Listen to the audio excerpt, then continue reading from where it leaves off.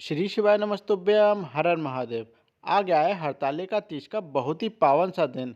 इस दिन भगवान शंकर और माता पार्वती जी का आशीर्वाद पाने का बहुत ही अच्छा मौका है। अगर आपके घर में कोई व्यक्ति की शादी नहीं हो रही, लगातार शादी में देरी बनी हुई है, व्यक्ति की उम्र निकलती जा रही है लेकिन शादी के लिए रिश्ते नहीं आ रहे, रिश्ते आते भी हैं तो कहीं बात नहीं बन पा रही, या फिर कोई व्यक्ति अपना प्रेम विवाह करना चाहता है लेकिन कोई ना कोई रुकावटें उसमें आ रही हैं, तो आपको मात्र हरतालिका तीज वाले दिन यह छोटा सा उपाय कर देना होगा। परम पूज्य गुरुदेव जी की कथा से पूरे उपाय को बहुत ही विस्तार से समझाऊंगा, लेकिन उससे पहले सभी से गुजारिश है, अगर आप चैनल पर पहली बार आए तो चैनल को सब्सक्राइब जरूर करें, साथ साथ में वीडियो को लाइक भी करें। देखो, इस उपाय को करने के लिए सबसे पहले आपको चाहिए होगा फूल। कितने चाहिए? 7 फूल आपको चाहिए। आप चाहे तो गुलाब के फूल भी ले सकते हैं, नहीं तो आप गेंदे के फूल भी ले सकते हैं। कोई भी आप 7 फूल ले लें। साथ साथ में आपको लेनी होगी हल्दी। अब हल्दी कितनी लोगे? आपको थोड़ी सी हल्दी ले लेनी है। आप चाहे तो एक कटोरी में थोड़ी सी हल्दी निकाल लें और ले लें। और साथ साथ में आपको ले लेना है इस तरह से कुमकुम। कुमकुम यानी आप रोली भी ले सकते हैं। कितनी लोगे? आपको थोड़ी सी एक कटोरी में निकाल लेनी है। ठीक है, बात आई समझ में। अब क्या करेंगे, आपको यह कुमकुम और रोली जो आपने 7 फूल लिए हैं उनके ऊपर थोड़ी थोड़ी लगानी है। सबसे पहले आप लगाओगे हल्दी और फिर लगाओगे कुमकुम। इस तरह से आप सातों फूल के ऊपर लगा लेंगे। ठीक है। अब क्या करेंगे, देखो गुरुजी ने बताया कि आपको 7 फुलहरे के दर्शन करने हैं। जिस व्यक्ति का विवाह नहीं हो रहा उसको 7 फुलहरे के दर्शन करने हैं। इस तरह से कुछ घरों में फुलेरा लगाकर भगवान शंकर की पार्थिव शिवलिंग की पूजा की जाती है। तो आपके घर के आसपास जहाँ भी फुलेरा इस तरह का लगा हो वहाँ पर आपको 7 फुलेरे के दर्शन करने हैं। देखो, जब आप पहले घर में जाएंगे फुलेरे का दर्शन करने, तो जो आपके पास 7 फूल है उसमें से एक फूल आप सबसे पहले फुलेरा के ऊपर टच करेंगे और फिर जो भी पार्थिव शिवलिंग वहाँ पर बनाई हुई होगी उसके ऊपर आप समर्पित कर देंगे, श्री शिवाय नमस्तुभ्यम का स्मरण करते करते। ठीक है। और फिर आपके शादी को लेकर जो भी कामना है वह महादेव बाबा से कर लेंगे। इस तरह से आप दूसरे घर जाएंगे, वहाँ पर जो फुलेरा लगा होगा उसी प्रकार से आपको फूल को फुलेरा से टच करना है और फिर शिवलिंग पर श्री शिवाय नमस्तुभ्यम का स्मरण करते करते समर्पित करना है।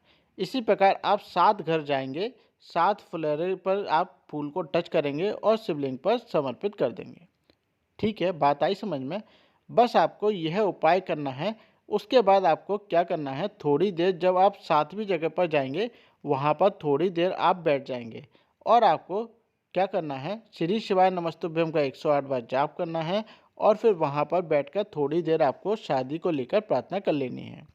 परम पूज्य गुरुदेव जी ने बताया कि जो भी व्यक्ति इस तरह से 7 फुलहरे के दर्शन कर कर पुष्प को चढ़ा देता है उसकी शादी मात्र 3 से 4 महीने में फिक्स हो जाती है। ये बहुत ही अचूक उपाय है, 100% आपकी शादी फिक्स हो जाएगी। एक बार आप इस उपाय को कर कर जरूर देखना। ठीक है। गुरुजी ने बहुत ही जोर कर कर इस उपाय के बारे में बताया है। गुरुजी कहते हैं कि प्रत्येक व्यक्ति को हरतालिका तीज वाले दिन कम से कम 5 फुलहरे के दर्शन जरूर करना चाहिए। ऐसा करने से उसके जीवन के जो भी रोग होते हैं, जो भी कष्ट होते हैं, समाप्त हो जाते हैं। और अगर किसी व्यक्ति की कामना होती है कि उसका व्यापार अच्छा चले, दुकान अच्छी चले, तो इस तरह से 5 फुलहरे के दर्शन करने के बाद जो भी व्यक्ति हाथ जोड़कर महादेव बाबा से जो भी मांग लेता है उसकी महादेव बाबा जरूर सुनते हैं और उसकी सारी मनोकामना को पूरी जरूर करते हैं। अगर आप चाहते हैं कि आपको अखंड सौभाग्य का आशीर्वाद प्राप्त हो तो आपको क्या करना होगा, देखो हरतालिका तीज वाले दिन आपको ले लेना होगा इस तरह से मिट्टी का दीपक। कितना लोगे? मात्र एक दीपक आपको ले लेना है। ठीक है। इसके अंदर आपको बना लेनी है एक गोल बाती और गाय का शुद्ध घी भरकर इसको पूरी तरह से तैयार कर लेना है। ठीक है, बात आई समझ में। अब आपको क्या करना है, इस दीपक से हरतालिका तीज वाले दिन शाम के समय आपको माता पार्वती और भगवान शंकर की आपको आरती उतारनी है और हाथ जोड़कर माता पार्वती और भगवान शंकर से अखंड सौभाग्य का आशीर्वाद प्राप्त करने के लिए प्रार्थना कर लेनी है। अगर कोई लड़की चाहती है कि उसको अच्छा पति मिले, जहाँ भी उसकी शादी हो वहाँ पर उसका सम्मान किया जाए, ससुराल में उसको अच्छी तरह से रखा जाए, तो मात्र आपको हरतालिका तीज वाले दिन एक छोटा सा उपाय कर देना होगा। आपको लेना होगा नारियल। इस तरह से आपको जटाओं वाला नारियल लेना है। कितना लोगे? आपको इस तरह से 5 नारियल ले लेने हैं। ठीक है, ध्यान रखना इस तरह से जटा होनी चाहिए नारियल के ऊपर। ठीक है, बात आई समझ में। इन 5 नारियल को लेकर चले जाना है हरतालिका तीज वाले दिन शाम के समय किसी भी शिव मंदिर में। मंदिर पहुंचकर आप उत्तर दिशा की तरफ मुख कर कर बैठ जाएं। सबसे पहले आप क्या करेंगे, जैसे आप यहाँ पर उत्तर दिशा की तरफ मुख कर कर बैठ गए तो आपको 5 नारियल सामने अपने रख लेना है। ठीक है, इस तरह से आप 5 नारियल रख लेंगे। उसके बाद आपको 108 बार श्री शिवाय नमस्तुभ्यम का जाप करना है। ठीक है, बात आई समझ में। जैसे ही आपके 108 बार श्री शिवाय नमस्तुभ्यम का जाप कंप्लीट हो जाए तो आपको उठाना है सबसे पहला नारियल और शिवलिंग के ठीक ऊपर समर्पित कर देना है श्री शिवाय नमस्तुभ्यम का स्मरण करते करते।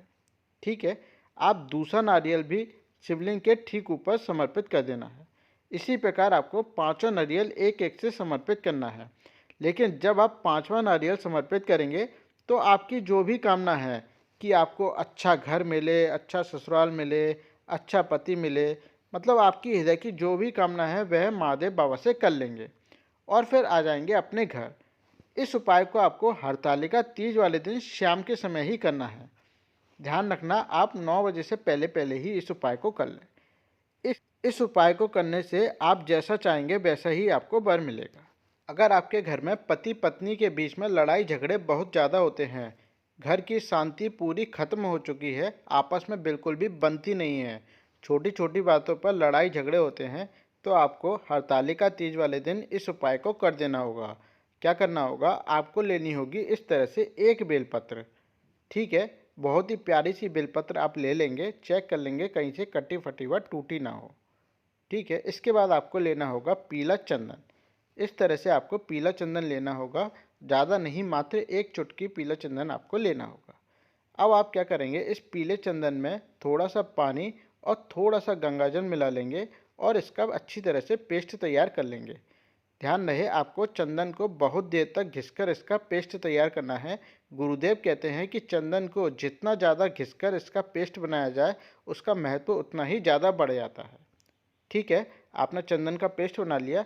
अब आपको इस बेलपत्री के ऊपर इस चंदन के पेस्ट से एक ओम की आकृति बना देनी है।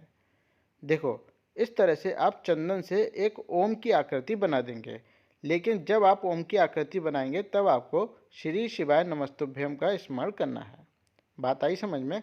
और जो 2 पत्तियां हैं साइड वाली बेलपत्री की, उसके ऊपर आपको या तो छोटी छोटी बिंदियां रख देना है या फिर ओम की आकृति आपको यहाँ पर भी बना देनी है। लेकिन आप चाहें तो यहाँ पर 2 छोटी छोटी बिंदियाँ चंदन से रख सकते हैं।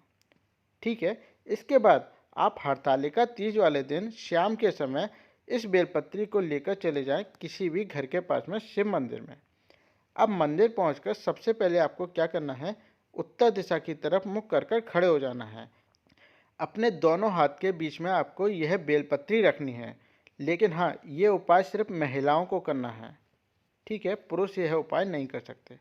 क्या करना है, आपको दोनों हाथों की हथेली के बीच में अपनी बेलपत्री रखना है और फिर महादेव बाबा से प्रार्थना करनी है। जो भी आपके घर के अंदर दिक्कतें आ रही हैं, जिस वजह से लड़ाइयाँ होती हैं, मतलब कुछ भी आपके घर में जो भी दिक्कत हो जिसकी वजह से घर में लड़ाइयाँ हो रही हैं, उसको आप महादेव बाबा से कर लेंगे और फिर इस बेलपत्री को शिवलिंग के ठीक ऊपर श्री शिवाय नमस्तुभ्यम का स्मरण करते हुए समर्पित कर देंगे। बात आई समझ में। बेलपत्री आपको उल्टी शिवलिंग पर समर्पित करनी है, मतलब जो चिकना वाला भाग है जहाँ पर आपने ओम की आकृति बनाई है वो भाग शिवलिंग के टच होना चाहिए। इस तरह से आप उल्टी बेलपत्री समर्पित कर देंगे। डंडी होगी जलाधारी की तरफ और जो बेलपत्री की बड़ी वाली पत्ती होगी वो होगी आपकी तरफ। ठीक है, इसके बाद थोड़ी देर शिवलिंग के सामने बैठकर श्री शिवाय नमस्तुभ्यम का 108 बार जाप कर लेंगे और फिर आप आ जाएंगे अपने घर। देखो, गुरुदेव जी कहते हैं कि जो भी व्यक्ति हरतालिका तीज वाले दिन इस तरह से ओम लिखकर बेलपत्री शिवलिंग के ऊपर समर्पित कर देता है, उसके घर में कैसी भी लड़ाइयाँ हो बहुत ही जल्दी खत्म हो जाती हैं। आपको इस वीडियो में बताए गए जो भी उपाय अच्छा लगे आप हरतालिका तीज वाले दिन वह उपाय कर लें। श्री शिवाय नमस्तुभ्यम।